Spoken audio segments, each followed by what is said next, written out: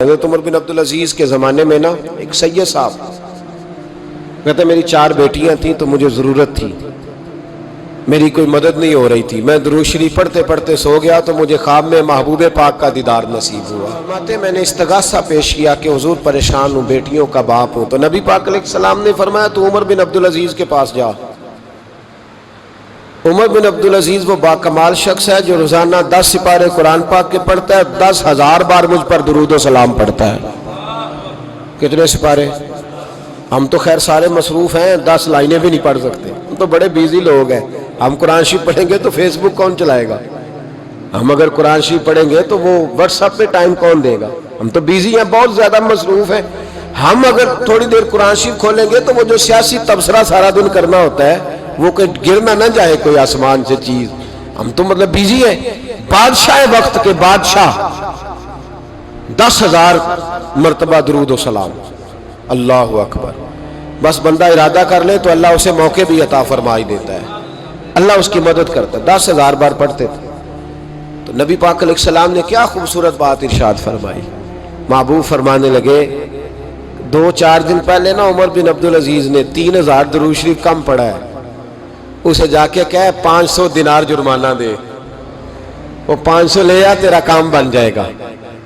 جناب عمر بن عبدالعزیز کے پاس وہ سید صاحب آئے، کہتے میں سمجھا کسی درویش کا نام بتایا ہے، میں سمجھا کسی خانقاہ کے سجادے کی بات ہے، کسی مسجد کے خطیب کی، کسی ادارے کے محتمم کی بات، لیکن جب میں ان کے علاقے میں آیا میں نے پوچھا عمر بن عبدالعزیز کون ہے تو لوگوں نے کہا وہ تو ہمارے حکمران ہیں۔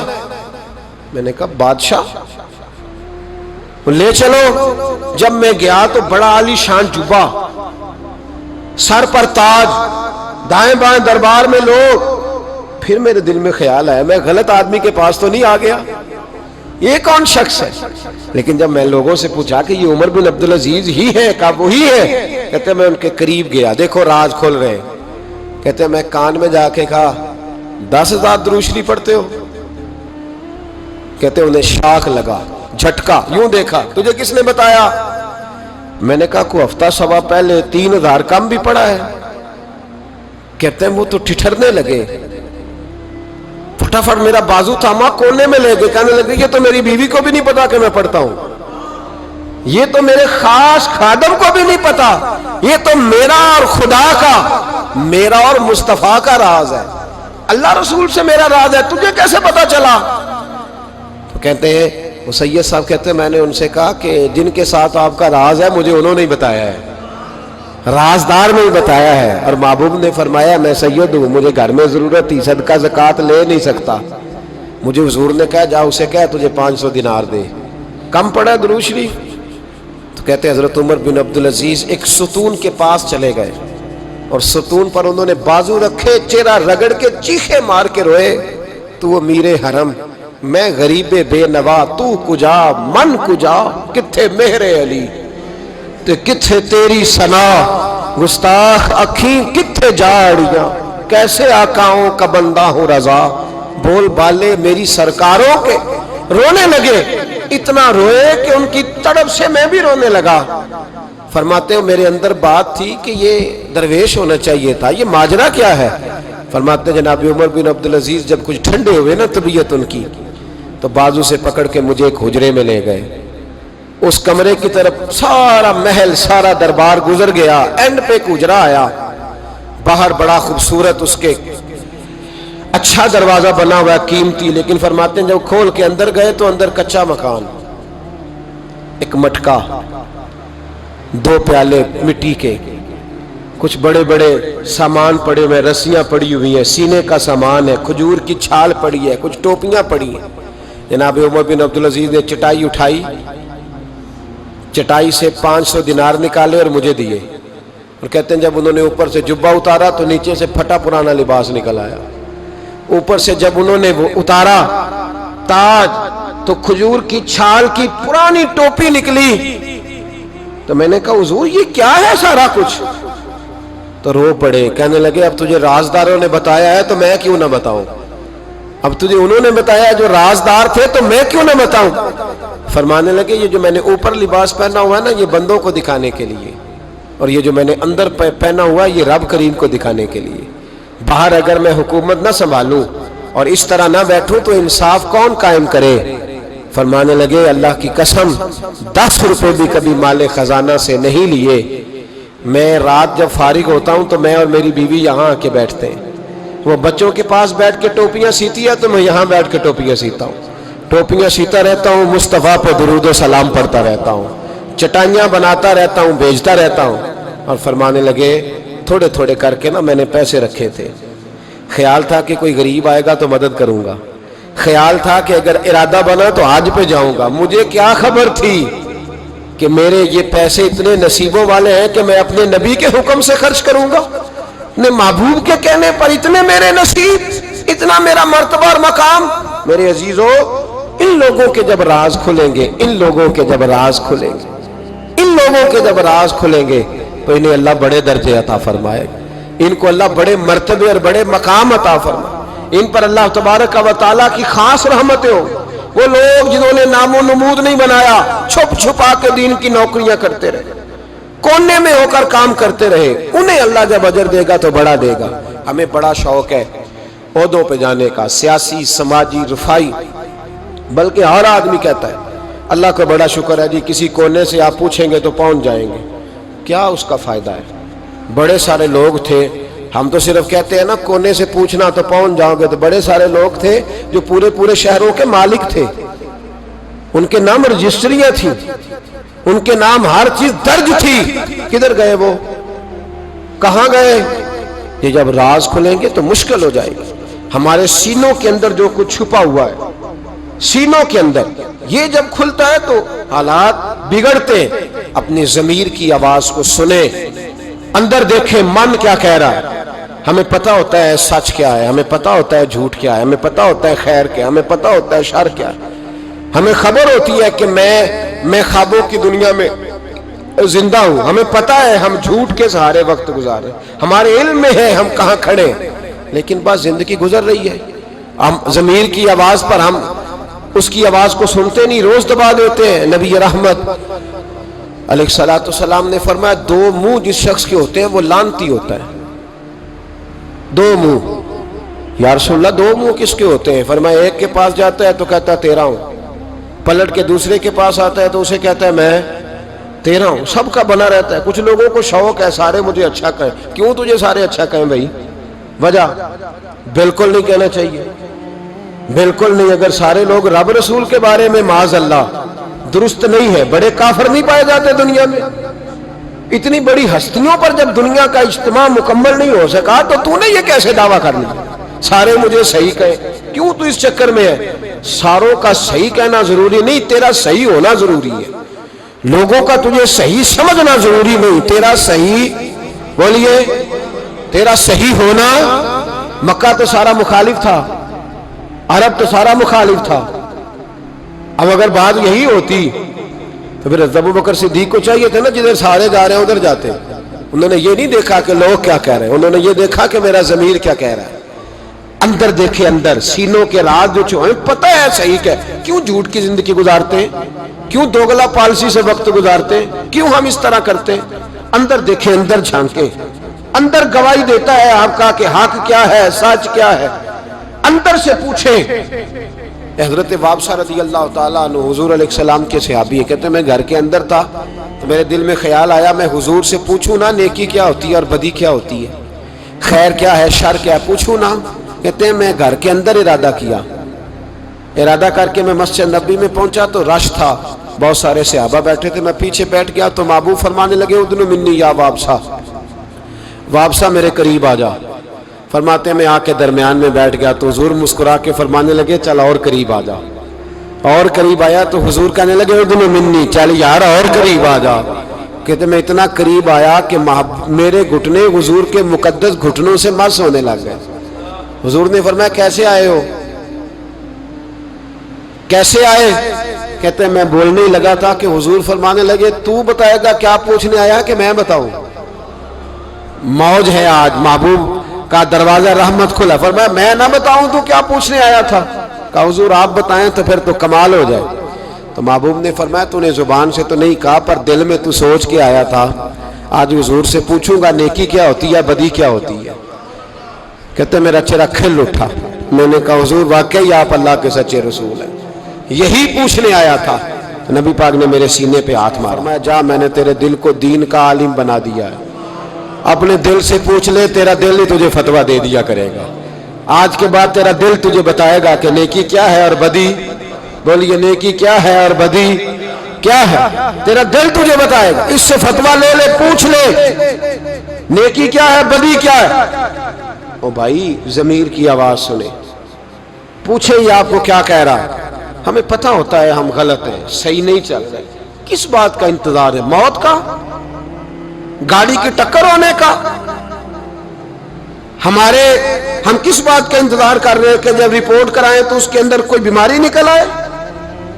کس بات کا انتظار کر رہے ہیں جب ڈاکٹر ہمیں کہے کہ بس کھانا پینا بند ہے اب آپ کا، بس دوائیوں پہ اس وقت کا انتظار ہے؟ لوگوں کو ذرا کوئی بیماری کی کھینچ لگتی ہے تو 4 دن سوچتے ہیں اب میں بالکل نیک ہوں، صحیح ہو جاتے ہیں تو انہی چکروں میں. او خدا کے بندو، اندر کی آواز سنو. آپ کے اندر سے روز آواز آتی ہے کہ نمازیں 5 ہیں تو 5 پوری پڑھنی چاہیے. آپ کے اندر سے آواز آتی ہے کہ میری بقا قرآن پاک میں ہے، مجھے قرآن روز کھولنا چاہیے. آواز آتی ہے کہ میں اس درویش کے جا کے آستانے میں بیٹھوں گا تو میں بچ جاؤں گا. کیوں ضمیر کے قیدی بنے ہوئے ہو؟ کیوں خول توڑ کے باہر نہیں آتے؟ یہی تو خول ابو جہل نے طاری کر لیا تھا. وہ کہتا تھا چدراہٹ کا کیا بنے گا، کام کر لوں یہ کر لوں وہ. اس خول کو توڑ دو، باہر نکل آؤ. آواز پہ لبیک. کس بات کا انتظار ہے؟ کب؟ جو 35 سال زندگی گزار چکا ہے وہ آدھی جی چکا ہے، آدھی گئی اور باقی آدھی پتہ نہیں ہے کہ پتہ نہیں ہے. کس بات کا انتظار ہے؟ جب راز کھلیں گے مشکل ہو جائے گی. اللہ بڑے موقع دیتا ہے، اللہ ہمیں سمجھنے کے بڑے موقع دیتا ہے. میرے نبی پاک علیہ السلام فرماتے ہیں اللہ قیامت کے دن تم سے پوچھے گا کیا میں نے تمہیں زندگی نہیں دی تھی، تمہیں شعور کی دولت نہیں دی تھی. اللہ تم سے پوچھے گا کیا تمہیں سوچنے کی طاقت نہیں دی تھی. اللہ تم سے پوچھے گا ٹھنڈے پانی سے تمہیں سیراب نہیں کیا تھا. کون سی ایسی نعمت تھی جو تمہارے گھر کے دروازے تک نہیں پہنچائی. حضرت ابو الحسن رحمت اللہ علیہ ایک جملہ کہا کرتے تھے اور کمال کرتے تھے. فرماتے تھے قیامت میں لمبی چوڑی بات نہیں ہوگی، 2 ہی باتیں ہوگی. فرماتے اللہ پوچھے گا بندے سے، او بندے میں تو تیرا تھا، تو بتا تو کس کا تھا. 2 ہی باتیں. اللہ فرمائے گا میں تیرا تھا، تو بتا تو کس کا تھا. اپنے اندر تبدیلی لائیں، اندر جھانکیں. یہاں راز کھل جائے تو آزمائش کڑی ہے. بتلائیے جب قیامت میں راز کھلے گا کتنی مشکلات ہوں گی. اپنے آپ کو سمیٹ لیں، استغفار کثرت سے پڑھیں، توبہ کریں ہر معاملہ، اپنا رجوع اپنے رب رسول کی طرف رکھیں. یہ سارا دنیا کا جتنا معاملہ چل رہا ہے یہ سارا ایک چکر ہے، یہ ساری ایک آزمائش ہے. یہ اللہ نے ہمارے ذمہ لگایا ہے کہ تم نے اس سے بچ کے نکلنا. یہ ہماری دانش مندی ہے کہ ہم اس طرف توجہ نہ دیں. کوئی شخص بھی ایک دن کے لیے مکان خرید کے نہیں رکھتا. وہاں وہ مکان خریدتا ہے جس نے اس نے عمر بھر رہنا ہو. یہ دنیا عارضی ہے، 1-1.5 دن کا میلہ ہے. اس پر مکمل خریداری کر کے جم کے نہ بیٹھ جاؤ. اس مکان کی طرف توجہ کرو جہاں ہمیشہ رہنا ہے، جہاں ہمیشہ جانا ہے. جتنا آپ اپنے دادا جی کا ختم دلاتے ہیں نا، آپ کے بچے بھی آپ کو اتنا ہی دلائیں گے. اور جتنا آپ روز کھڑے ہوتے ہیں نا دادا جی کی قبر پہ، بڑی مشکل سے بچے جاتے ہیں، پوتے کوئی نہیں جاتے. بڑی مشکل سے بیٹے، اس سے زیادہ کوئی معاملہ. تو آپ کے بعد آپ کا بیٹا 50 سال تک رہے گا، بس ختم. پھر تو قبروں کے نشان تک مٹ جاتے ہیں. وَحُصِّلَ مَا فِي الصُّدُورِ، فرمایا میں کھول دوں گا راز. اس راز کھلنے سے پہلے اپنے رب کریم کی بارگاہ میں حاضر ہو جانا چاہیے. اہل معرفت جو ہوتے ہیں ان کی زندگی معرفت والی ہوتی ہے. وہ پھر ان کی زندگی غافلوں جیسی نہیں ہوتی. معرفت جب انہیں نصیب ہو جاتی، پہلے تو ہمارے زمانے میں معرفت کا ذہن ہی نہیں، ہمارا شوق نہیں معرفت حاصل کرنے کا. ہم کچھ کیلو کال کی باتیں سیکھنے کے عادی ہیں جن سے ہم کسی مجلس میں محفل میں بیٹھیں تو میلہ لوٹ سکیں. وہ باتیں ہم سیکھتے ہیں. اہل معرفت کی جو گفتگو تھی، اہل معرفت کی، وہ اہل معرفت ہی جانتے تھے، وہ اشاروں کنایوں سے بات سمجھ جاتے تھے، انہیں زیادہ تفصیلات کی ضرورت نہیں ہوتی تھی، چونکہ وہ بات کو سمجھنے کے عادی تھے۔ جیسے جیسے انسان غافل ہوتا جاتا ہے نا، اس کی معرفت ختم ہوتی ہے۔ زیادہ ہنسنے سے معرفت کا نور چلا جاتا ہے، زیادہ باتیں کرنے سے معرفت کا نور چلا جاتا ہے، بہت زیادہ کھانے سے معرفت کا نور نہیں۔ حلال بھی کھائیں لیکن اتنا نہ کھائیں کہ کھانے کو لے کے پھر چلنا پڑے۔ کھانا معتدل، اس پر باقاعدہ علماء نے بحث کیا ہے کہ زیادہ روٹی کھانے سے شہوت پیدا ہوتی ہے، زیادہ روٹی کھانے سے نیند آتی ہے، غفلت ہوتی ہے۔ یہ جو مزاج بن گیا نا مرضی کا کھانا اور پھر کھاتے ہی جانا، یعنی صبح ناشتہ کرنا اور پھر دوپہر کے لیے اسی وقت چھوٹا گوشت لے آنا اور لا کے دے دینا، اور چھوٹا گوشت ابھی پک رہا ہو گھر میں اور کھانے کی تیاری ہو تو شام کے لیے پروگرام بنا لینا کہ آج روٹی گھر سے نہیں کھانی، آج تکے کباب کھانے ہیں، تو اس سے غفلت پیدا ہوتی۔ اس سے غفلت، امام غزالی فرمایا کرتے تھے نفس کو بھوکا رکھو گے تو گناہ کا عادی نہیں بنے گا، اس کو کھلاتے بڑھائیں، یہ بڑا موٹا تازہ ہو جاتا ہے، بہت کھلاتے ہیں، ذہن بن جاتا ہے۔ اسی طرح جو لوگ بہت زیادہ بولنے کے عادی ہو جاتے ہیں، وہ بولتے جاتے ہیں، معرفت کا نور ختم ہو، انہیں خود نہیں یاد رہتا کہ کل کیا کہا تھا، 2 گھنٹے پہلے میں نے کیا کہا تھا، کیونکہ باتیں بڑی کرتے ہیں، گفتگوئی بڑی کرتے ہیں۔ سیدہ طیبہ طاہرہ حضرت عائشہ رضی اللہ تعالیٰ عنہ ارشاد فرمایا کرتی تھیں کہ نبی کریم علیہ السلام باتیں کرتے تو اتنی ٹھہر کے کرتے کہ اگر ہم حضور کی باتوں کو گننا چاہتے تو گن بھی سکتے تھے۔ یہ انداز تکلم تھا نبی کریم علیہ السلام، مختصر سا بات کرنا، جامع سی بات کرنا، تفصیلات میں نہ جانا، اور کوشش کرنا کہ تھوڑے جملوں میں، سادہ جملوں میں اپنا موقف، اور کم بولنا، چپ رہنا۔ حضرت غوث اعظم رضی اللہ تعالیٰ عنہ فرماتے تھے جس آدمی کو خاموش دیکھو نا وہ معرفت والا ہے، اس کے پاس بیٹھا کرو، تمہیں کچھ ملے گا، اور جس کو دیکھو نا وہ کسی کو بات ہی نہیں کرنے دے رہا، ادھر بھی دائیں بھی بائیں بھی، تو فرمانے لگے خالی ہے بیچارہ، یہ باتوں کے گورکھ دھندے میں رہتا ہے، گفتگو کا دھنی ہے، لیکن اس کے پاس کوئی کام کی بات نہیں ہے۔ تو زیادہ کھانے سے معرفت کا نور، پھر اسی طرح سے زیادہ بولنے سے، پھر جب آپ زیادہ سوتے ہیں، بڑی پیاری ہے بعض لوگوں کو نیند، جمعے والے دن بھی سو جاتے ہیں مسجد آ کے، یعنی اتنا ٹھنڈا اللہ تعالیٰ نے موقع دیا، بس نیند ہی نیند رہ گئی۔ میں آپ کو ایک تجربے کی بات بتاتا ہوں۔ اگر تو آپ کا ذہن بن گیا نا کہ نیند پوری نہیں ہوتی تو پھر وہ 16 گھنٹے سے بھی پوری، آپ کبھی تجربہ کر لیں کہ کبھی کبھی ایسا بھی ہوتا ہے کہ آپ 20 منٹ سو کے اٹھ جائیں تو طبیعت فریش ہو جاتی ہے۔ یہ کیا مسئلہ ہے؟ میں ڈاکٹر کی اس بات کا قائل ہوں کہ 8 گھنٹے کم از کم سونا چاہیے۔ میرا سوال یہ ہے کہ کبھی 10 گھنٹے سونے سے بھی سستی جاتی، مطلب اور سونے کو دل کرتا ہے، اور سونے کو دل کرتا ہے، اور کبھی آپ نے یوں کر کے آنکھ لگائی 20 منٹ اور اٹھے تو فٹافٹ طبیعت، اس کا مطلب یہ ہے کہ فریش کرنا، سکون دینا یہ مالک کی مرضی ہے۔ اس سے نا چست زندگی مانگیں کہ یا اللہ چستی والی زندگی دے۔ میں نے بہت سارے لوگوں کو دیکھا ہے جہاں بٹھاؤ سو گئے، جہاں کھڑا کرو سو گئے، بس سونے ہی آئے ہیں دنیا میں۔ او بھائی جاگنا ہے جاگ لے افلاک کے سائے تلے، پھر تو حشر تک سوتا رہے گا خاک کے سائے تلے۔ سونا ہی ہے نا قیامت تک قبر میں، کوئی اور کام تو نہیں نا۔ تو جہاں اللہ نے جاگنے کا موقع دیا وہاں تو جاگے نا، اور جاگیں تو کسی کام لگیں، ضائع نہیں کریں وقت کو، عبادت کریں، ریاضت کریں، اللہ کریں، اپنے مزاج کو بدلیں۔ نبی کریم علیہ السلام نے فرمایا خوش قسمت ہے جس کی طرف انگلیوں سے اشارہ نہ کیا جائے، یہ فلانے صاحب جا رہے ہیں، وہ خوش قسمت ہے۔ لیکن ہمیں شوق بڑا ہوتا ہے، ہمارا دل کرتا ہے کہ جدھر میں جاؤں میں ہی میں ہو جاؤں، اس سے بھی نقصان ہوتا ہے، اس سے بھی کئی دفعہ مسائل بنتے ہیں۔ آپ زندگی میں روٹین کے بہت سارے کام نہیں کر سکتے، آپ بہت ساری ایسی جگہوں پہ نہیں جا سکتے، پبلک پلیسز پہ جہاں آپ کو بڑی ایمرجنسی ہے، ضرورت ہے، آپ کی جو نارمل لائف ہوتی ہے زندگی کی وہ ڈسٹرب ہو جاتی ہے۔ جب آپ بہت زیادہ ایسے ہائی لائٹ ہو جاتے ہیں زمانے، تو اہل معرفت چھپنے کی کوشش کرتے ہیں، اپنے آپ کو بچاتے، ڈھونڈتا پھرتا ہوں میں اقبال اپنے آپ کو، آپ ہی گویا مسافر آپ ہی منزل ہوں میں۔ اسی طریقے سے جو لوگ خدا نخواستہ خاکم بدہن رزق حرام کماتے ہیں ان کی بھی معرفت چلی جاتی ہے۔ حضرت بایزید بسطامی رحمۃ اللہ علیہ فرماتے ہیں کہ اگر ایک لقمہ کوئی بندہ حرام کا کھا لینا، ایک لقمہ، پوری روٹی نہیں، 2 रोटियां नहीं, पूरा मुर्गा नहीं, बकरा नहीं, सारा एक लुकमा कोई हराम का खा ले तो 40 दिन तक उसे नमाज की लज्जत नहीं आएगी, 40 दिन तक मज़ा नहीं आएगा नमाज का। अब ये सवाल एक ऐसा अजीब है कि जब लोग आके कहते हैं मुझे नमाज में लज्जत नहीं आ रही, तो अब ये जुमला बताते हुए डर आता है। आप ये बात कैसे किसी को कर सकते हैं, सवाल ही नहीं पैदा होता।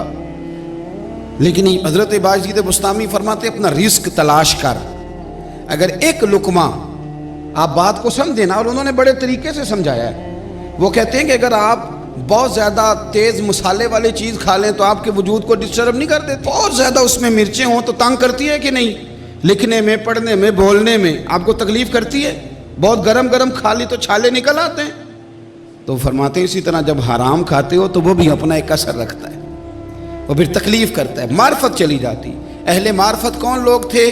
बातें थोड़ी करते थे, नींद थोड़ी रखते थे, और रिस्क हलाल खाते थे, और उनकी ज़िंदगी का म्यार और स्टेटस ये था कि वो ज़्यादा से ज़्यादा नेकियां जमा करना चाहते थे। और एक और बात भी, जिन लोगों की ज़्यादा शोहरत हो जाती है ना, ज़्यादा शोहरत, और जो शोहरत के ख्वाहिशमंद होते हैं उनसे भी कई दफ़ा मार्फत चली जाती है। जो आदमी छुपा रहता है ना, छुपने की कोशिश करता है, वो इकबाल ने कहा था, तूने ये क्या अजब किया, मुझको भी फाश कर दिया, मैं ही तो एक राज था सीना कायनात में। कभी कभी ना इंसान छुपा रहे ना कोनों में तो बचा रहता।